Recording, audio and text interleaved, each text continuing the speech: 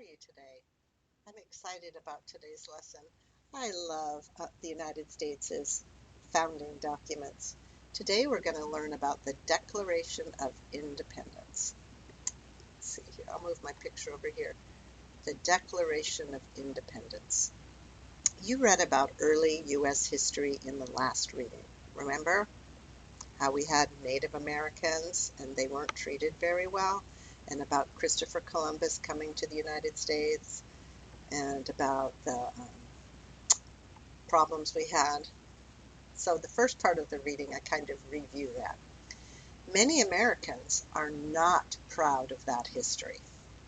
Some Americans almost never think about how the Europeans persecuted others and would feel uncomfortable talking about how so many Native Americans died of European diseases or the slavery of African Americans and Native Americans. So most Americans don't like to think about it because it's such a sad and ugly history. Instead, they would prefer to talk about our founding documents. They are proud of those. I am too. There's a picture. Before the U.S. became a country, it was a colony of England. The colonists were not happy with living under King George. One reason is that they had to pay taxes to England, but they weren't represented in the English government. So in this picture, we can see a picture of King George. He looks so rich. He's at the top of the hierarchy. And then we see the colonists, and they said, no taxation without representation. And then we see King George. Ha ha ha ha ha. I will get your money. So there were 13 of these original colonies. This is the oldest part of the United States. And they had to pay taxes for him to King George, but they had nobody to represent them in England. The colonies were angry for a variety of reasons. 3 of the reasons were, number 1, King George made them pay taxes to England without representation in the British Parliament. Their government with their representation is called the Parliament. Ours is called the Congress. We'll learn about that soon. Number 2, this is going to sound crazy to you, but King George made it so English soldiers could stay in the settlers' homes, in the colonists' homes. Would you like a soldier to go to your house and stay there? I wouldn't.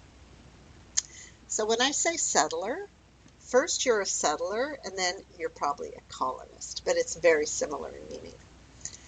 King George didn't allow the colonists to trade with other nations. So remember, the early colonists were from Spain, England, and France. So maybe they had something they wanted to trade with France. King George said, no, you can't trade with France. I have something, I want to trade it with Spain. No, you can't trade with Spain. So he was trying to control their economy by saying you can't trade. As a result of their anger, they had a war with England. The American Revolution, which lasted from 1775 to 1783. That was their war with England. It's called the American Revolution. They wanted to be free of English rule. In 1776, Thomas Jefferson, who was only 31 years old at the time, wrote the Declaration of Independence to let King George know that they wanted freedom from British control. After he wrote it, other leaders edited it. So he wrote it. Here you go. What do you think? Then they would help correct it and add more ideas. Edit it. So they edited it. The Founding Fathers are the men who wrote the Declaration of Independence and the U.S. Constitution. The Founding Fathers, who are the men who wrote the Declaration of Independence and the UN Constitution, gave this document to the public, to everybody, on July 4th, the Declaration of Independence. They gave them the paper, which is why we celebrate the 4th of July today. So July 4th was the day we said, forget it, England, we're done. We want freedom from you. And this is showing Thomas Jefferson writing the Declaration of Independence. And of course, then they didn't have a pen. He had to use a feather dipped in ink. That was a long time ago. Clearly no computers. Some of the Declaration of Independence most famous words are these. We hold these truths to be self-evident, that all men are created equal, that they are endowed by their Creator with certain unalienable rights, that among these are life, liberty, and the pursuit of happiness. So it said, God gave us the right to have freedom, to try to be happy, and to be alive. That to secure these rights, governments are instituted among men, deriving their just powers from the consent of the governed. The only reason we have a government is so that the government can make sure that we have freedom. Okay? That means to secure these rights, to make sure we have the rights to a life, freedom, and that we can try to be happy. That to secure these rights, governments are instituted among men, deriving means getting their just powers from the consent of the governed. That means we say, okay, you can be our leader, but you have to try to help us. That whenever any form of government becomes destructive to the people, destructive of these ends, they don't help the people, life, liberty, and the pursuit of happiness, they're destructive.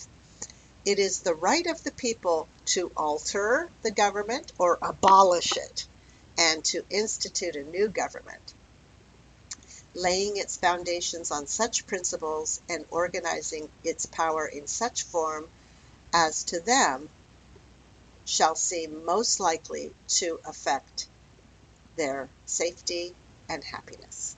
So, the reason that our founding fathers said we needed a government, the government's job was to make sure we had freedom, to make sure we could have our life, to make sure we could have a way to feel happy.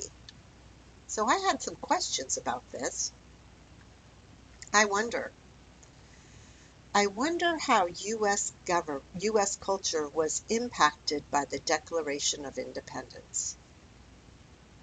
Yes, the U.S. government was very much impacted by the Declaration of Independence. Here's how, in my opinion. Number one, Americans tend to value equality.